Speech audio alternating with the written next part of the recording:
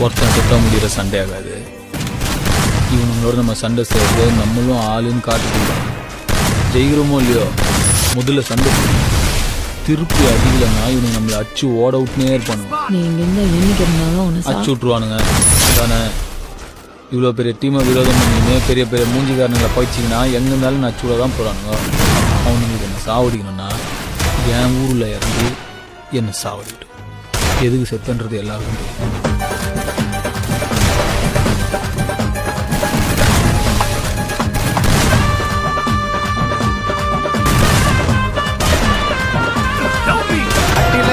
மாட்டினாக்கா முட்டி போட விட்டுருவேன். வாய்க்கொழுப்பா பேசுனாக்கா துப்பாக்கில சுட்டுருவேன்.